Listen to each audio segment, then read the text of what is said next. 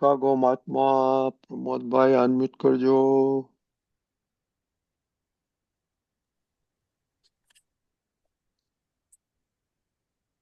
Okay. જય સચ્ચિદાનંદ.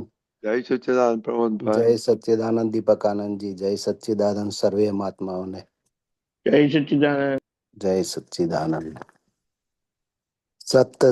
સતયુગમાં જાજુ કરી સુરતાલ હોય મધુર, કળ જગમાં ખોટી આસ નોય રાખવી.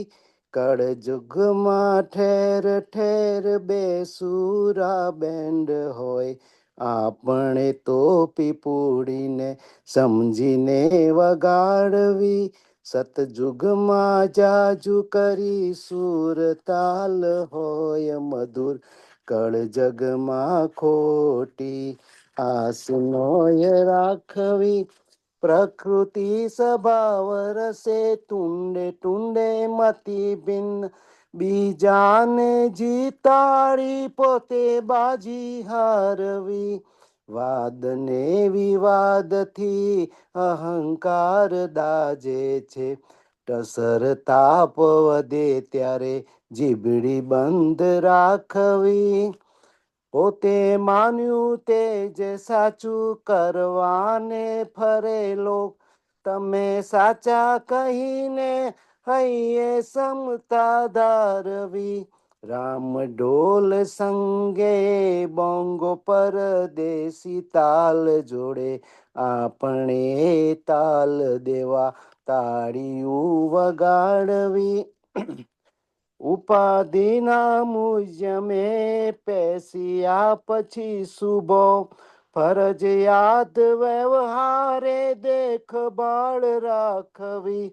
ત્રિયોગે કુમેળવાળો કળિયુગી સંયોગ હોય, દેશ તેઓ વેશધારી બુદ્ધિ ના લડાવવી. દૂધમાં સાકરની જેમ વૃત્તિ હોય સમાધાની, ત્યારે શોભે ઘરનું બેન્ડ ઘર ભૂગોળ જાણવી. સમજુ સમજે સાન માને ગધેડાને ડફણા, પારકી મશીનરીમાં આંગળી ન ગાલવી. પ્રતિષ્ઠિત વિસંવાદ બાળે છે જીવને, તત્વદ્રષ્ટિ ઉપયોગે સુરીલ વસ્તુ ન્યાળવી. કોઈની એ પ્રકૃતિને કોઈ સુધારી ન શકે, આપણે જ આપણી જાતને સુધારવી. સતયુગમાં જાજુ કરી સુરતાલ હોય મધુર, કળ જગમાં ખોટી આસ નોય રાખવી. કળ જગમાં ઠેર ઠેર બેસુરા બેન્ડ હોય, આપણે તો પીપુડીને સમજીને વગાડવી. કળ જગમાં ખોટી આસ નોય રાખવી. જય સચ્ચિદાનંદ. જય સચ્ચિદાનંદ. બહુ સરસ પદ કાઢ્યું તમે. આ ઘણા દિવસે બહુ જૂનું પદ સાંભળવા મળ્યું. કેમ આજે તમને આ મળ્યું? બસ આપણને એમાંથી શું મેળવવાનું છે, કેવી રીતે આ વાણી ઉપર ને કેવી રીતે કંટ્રોલ રાખવો ને એ બધું એમાં છે સમજ. એટલે આજે જરા દીપકાનંદ દ્વારા વધારે સમજીએ એમ. Very good. દીપકાનંદજી, દીપકાનંદજી. જય સચ્ચિદાનંદ. Okay okay. હા હા, બોલ બોલ. યસ. જય સચ્ચિદાનંદ. બોલો પ્રમોદભાઈ. સમજાવો આખું શોર્ટમાં. આખા પદનો મૂળ વાત સમજવાની એ છે કે આ કળિયુગ છે ને, કળિયુગ એટલે શું કે એવા જ બધા અવળા કર્મ વાળા બધા ભેગા થાય, અને બહાર નહીં, ઘરમાં જ. અને ઘરમાં પણ આ પોતાની જોડે લાગેલું પૂતગલ છે ને, એ કઈ આપણે લાવેલા નથી. આપણને માથે પડેલું છે. કોઈ બીજાએ એની રચના કરી નથી. એની રચના કરી છે કોઈ બીજાએ, અને તમારા માથે આવ્યું. કારણ કે હું પ્રમોદભાઈ કરીને તમે તો કશું કર્યું જ નથી. બરાબર. તમે કશું કર્યું જ નથી. તમે જે કર્યું એ તો આવતા ભાવમાં આવશે. બરાબર. સમજાયું? હા. અને હવે જે જ્ઞાનથી તમે જે કરશો એ તો બધું ચોકસાઈ વાળું આવવાનું. બરાબર. પણ આજે જે પ્રમોદભાઈ છે એનું કશું ઠેકાણું નથી. બરાબર. લકીલી આગળ કઈ સારું હોય, સારા સંસ્કાર જીવેલા હોય તો તમને કદાચ સારું હોય. પણ બરાબર. આજનો સમય એવો છે ને કે આ સમયમાં અપેક્ષા રાખવાની નથી, એટલે અહીંયા ખોટી આશા રાખવાની નહીં. બરાબર. એટલે આપણે કે ને એટલા માટે દાદાના અમુક વચનો જે છે કીધું આવું જ હોય. આવું કઈ કરાતું હશે એમ કે આવી રીતે રહેવાતું હશે, આવી રીતે બોલવું જોઈએ એમ કરીને આપણે ફરિયાદ થાય. પણ અહીંયા દાદાએ કીધું આવું જ હોય ભાઈ. એટલે અહીંયા આ સમજણ સાથે આપણે જ્યારે જીવીએ ત્યારે પછી આ બધા બેસુરા બેન્ડ વાગે એટલે કે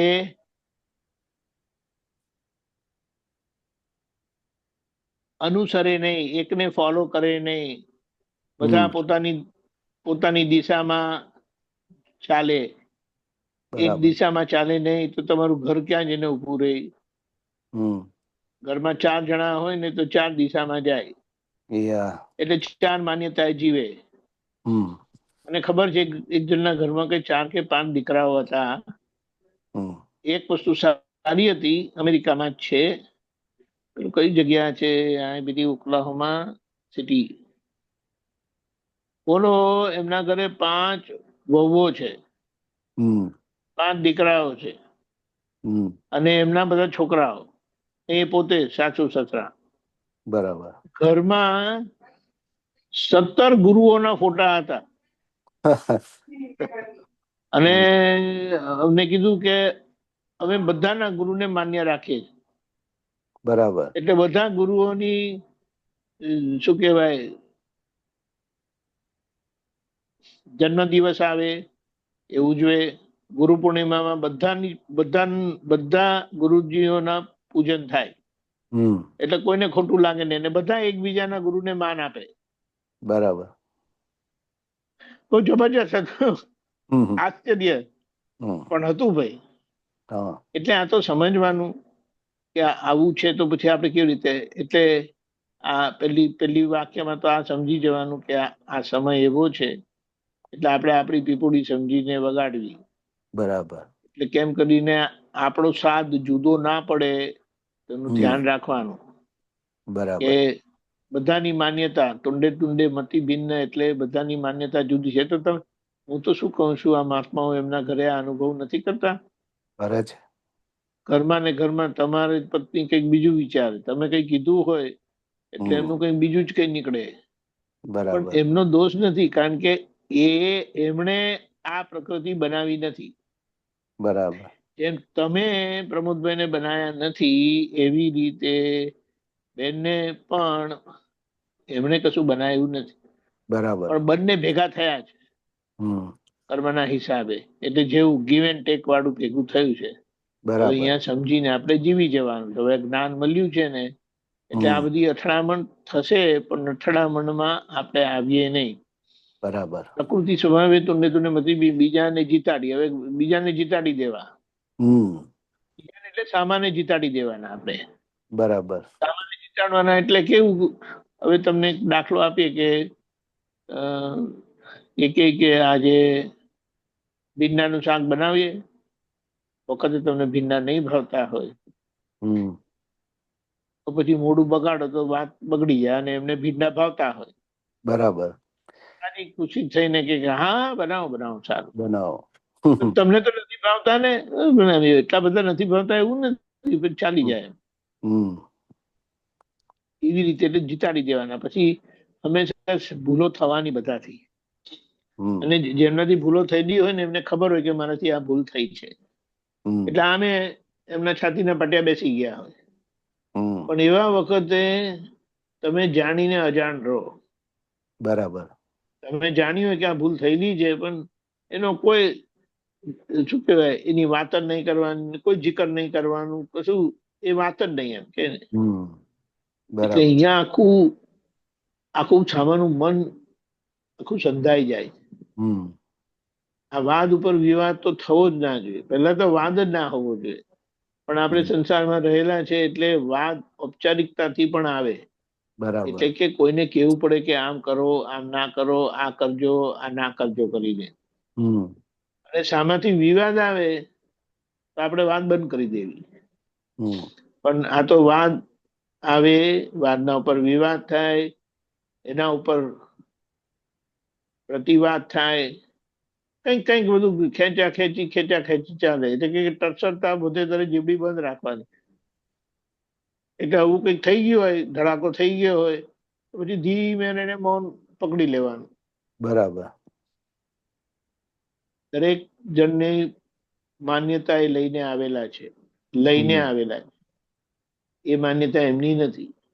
હમ પણ એ સંજોગ આવે એટલા માટે શું કીધું છે, જાગ્રત માણસ સંજોગો વખતે વ્યૂ પોઈન્ટ આવે હમ એ વ્યૂ પોઈન્ટને સમજે, વ્યૂ પોઈન્ટને ઓળખે, સામાના વ્યૂ પોઈન્ટને એડજસ્ટ થાય અને છતાં પોતે ઉપયોગથી સેન્ટરમાં રહે. બરાબર. આ બહુ મોટી વાત થઈ જાય છે. આ આવડી ગયું એમને કોઈ સંજોગોમાં કોઈની જોડે વાંધો પડે નહીં. બરાબર. તમે સાચા કહીને હૈયા ક્ષમતા ધારી આમાં આખું એડજસ્ટમેન્ટ આવ્યું. હમ રામડોળ સંગે ભંગો પરદેશી તાલ જોડે આપણે તાલ જેવા તાળીઓ વગાડવી. એટલે આપણે શું જોવાનું કે હવે આ સંજોગ આવ્યો છે ને વિચિત્ર, બિલકુલ ગમતું નથી. પણ હવે આજે આ 1 કલાક માટે તમે ભેગા થયેલા છો ને તો હમ તમારે આ સહન કરવું પડશે. બરાબર. એટલે આ 1 કલાક આપણી લાચારી છે, કર્મની લાચારી છે, હમ હમ, તેને માન્ય રાખીને જીવી છે. એટલે આપણે તાલ દેવા તાળીઓ વગાડવી. બરાબર. સમજી જવાનું કે ઉપાધિના મ્યુઝિયમમાં બેઠા છે. હમ આ મનુષ્ય જીવન મ્યુઝિયમ છે. હમ એમાં આ બધો ફરજિયાત વ્યવહાર છે. ત્યાં બરાબર. ધ્યાનપૂર્વક દેખભાળ રાખવી. દેખભાળ રાખવી એટલે આપણાથી કોઈને દુઃખ ના થાય ને તે જોવાનું. હમ દાદા ભગવાનનું જીવન આખું એવી રીતે જ ગયેલું. બરાબર. કારણ કે આ બધા વ્યવહાર ફરજિયાત એટલે મેન્ડેટરી છે. હમ કર્મના પરિણામ મેન્ડેટરી છે, જાગૃતિના પરિણામ ઓપ્શનલ છે. એટલે કે મરજીથી થાય ને બરાબર. પેલું આપણી મરજી ચાલે જ નહીં. હમ એટલે એ બધો ફરજિયાત વ્યવહાર છે. ત્યાં આપણે એમ કે દેખભાળ રાખવાની. દેખભાળ એટલે આપણાથી કોઈને દુઃખ ના થાય એની કાળજી રાખવાની. બરાબર. વિયોગ એક ઉમેળવાળો કળયુગી સંજોગ હોય એટલે અહીંયા કોઈ દિવસ સુમેળ હોય નહીં. હમ બધા કઈ નું કઈ વિચારે. એવામાં આપણે કેવા કરતા પૂછીએ. કોઈ પણ સંજોગોમાં પૂછવાનું રાખે ને હમ તો મોટા ભાગે કોન્ફ્લિક્ટ થાય નહીં, ઘર્ષણ થાય નહીં, અથડામણ થાય નહીં. પણ આપણે કરાવવું જ હોય કારણ કે ત્યાં કર્મનું પ્રેશર જ એવું હોય. તો એવા વખતે તમે કોઈ પણ જાતનો આગ્રહ કરો હવે સુમેળ થશે કેવી રીતે, કે આ રીતે દેશ તેવો વેશ ધારીને જે તે રસ્તે ગાડી ગબડાવવાની. ખ્યાલ આવ્યો? યા. દૂધમાં સાકરની જેમ વૃત્તિઓ સમાધાની ત્યારે શોભે ઘરનું બેન ઘર ભૂગોળ જાણવી. એટલે આમાં કેમ દૂધમાં સાકર જેવી રીતે ભળી જાય છે અને દૂધ ઉભરાતું નથી, એવી રીતે જીવનના સંજોગોમાં સામસામા આપણે એવી રીતે રહીએ કે ઘરનું બેન્ડ પછી બરાબર શોભે આપણું. અને બરાબર. ઘર ભૂગોળ જાણવી એટલે કે બધા કઈ કેવી પ્રકૃતિ છે એટલે કોઈની અથડામણમાં ના આવીએ. બરાબર. સમજે સાનમાં ને ગધેડાને ડફણા. હવે જો કોઈ સાનમાં સમજી જાય આવું જ હોય, હવે છોડો ને આપણે કેટલાક લોકો જોડે અમુક કલાકો રહેવાનું હોય, કેટલાક લોકો જોડે અમુક વર્ષો સુધી રહેવાનું હોય. તો એનાથી હારવાનું નથી, થાકવાનું નથી. બિલકુલ ધીરજપૂર્વક, પ્રેમપૂર્વક એનો સંભાળ નિકાલ રાખવાનો છે. સમજુ બરાબર. સમજી સામે ગધેડા ડફના પારકી મસીની નદીમાં આંગળી નગાલવી. એટલે મન વચન કાયા અને કર્મ અને કર્મની સગાઈ અને કર્મના પરિણામો એ પારકું છે. તેમાં આપણે હાથ નાખવો નહીં. આપણી મરજી ચાલવાની નથી. એટલે સામાની મરજી એ રાજી થઈને છૂટી જવાનું છે. બરાબર. અને જો સામાન્ય હાથ નાખ્યો તો ધજા છે. એટલે કોઈની આ છેલ્લા આવે છે ને, પ્રતિષ્ઠિત વિષમવાદ બાળે છે જીવને. પ્રતિષ્ઠિત વિષમવાદ એટલે તમારી જે ગયા જન્મમાં પ્રતિષ્ઠા થયેલી તેનો આ પ્રમોદભાઈ નો પ્રતિષ્ઠિત આત્મા, બેનું નામ હું ભૂલી ગયો. શું તમારા ધર્મપતિ નું નામ શું? મારા હા, સુધાબેન. સુધાબેન. એટલે અહીંયા પ્રતિષ્ઠિત વિષમવાદ એટલે એમનો ગયા અવતારનો વ્યવહાર આત્મા એ અજ્ઞાનતામાં જે વીટેલું એમનો આ સુધાબેન નો પ્રતિષ્ઠિત આત્મા અને પ્રમોદભાઈ નો પ્રતિષ્ઠિત. હવે બેનો મેળ કેવી રીતે પાડવાનો? પણ આ જ્ઞાનથી, સમજણથી, આ બધી સમજણે દાદાની સમજણે જીવી જઈએ અને સામસામું ખબર પડવા દે નહીં. એ તપી લે. બરાબર. તત્વદર્શી ઉપયોગે સુડીલ વસ્તુ જાણવી. એટલે શુદ્ધાત્મા દ્રષ્ટિ એ પોતે રહીને આ વ્યવહારનો જે સામસામે પ્રતિષ્ઠિત વિષમવાદ છે વિસંવાદ છે. સંવાદિતા નથી, એક સૂત્રતા નથી, એકતા નથી. તો ત્યાં તત્વદ્રષ્ટિનો ઉપયોગ રાખીને અંદર જે સુરીલ વસ્તુ છે, એટલે કે ગમે એવી વસ્તુ છે અંદરના ભગવાન, એને જોયા કરવાનું. કોઈની પ્રકૃતિને કોઈ સુધારે છે, આપણે આપણી જાતને સુધારવી. એટલે આપણે કોઈને સુધારવા આવ્યા નથી. દાદા કહે છે હું તો સુધારવા આવ્યો છું. અને એ કેટલા પાકા રહ્યા તમે વિચાર કરો. સુધરતા સુધરતા સુધરતા સુધરતા આજે આવા થયા, એવા થયા, બધા જ એમને યાદ કરે. એ તો 24 કલાક તપમાં જ હોય છે, તપમાં જ હતા, પણ બધાને અભેદ પ્રેમમાં આપ્યો. કોઈને એમ નહીં થાય કે દાદા મારા નહીં, બધાને એમ થાય કે મારા દાદા.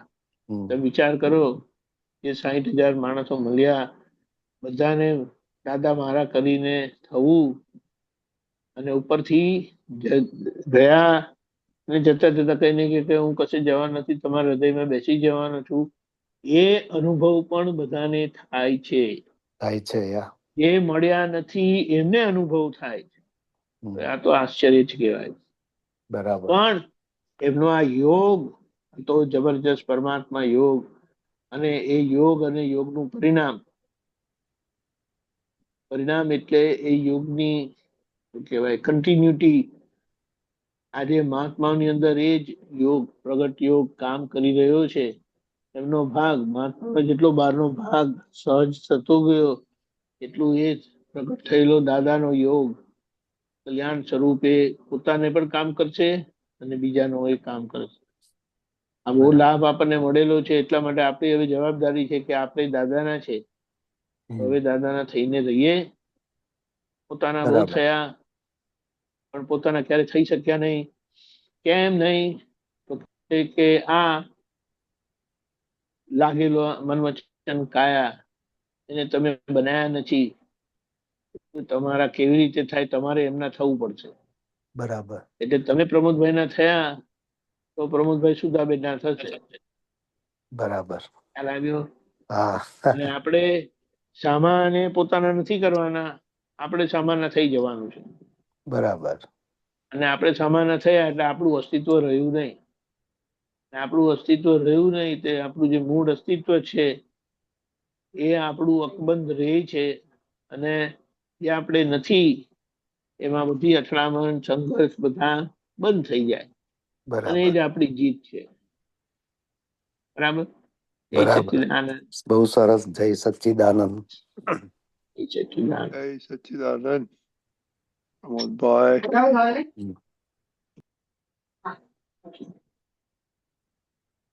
ઓકે દીપિકાજી, હવે આપણે સામાયિક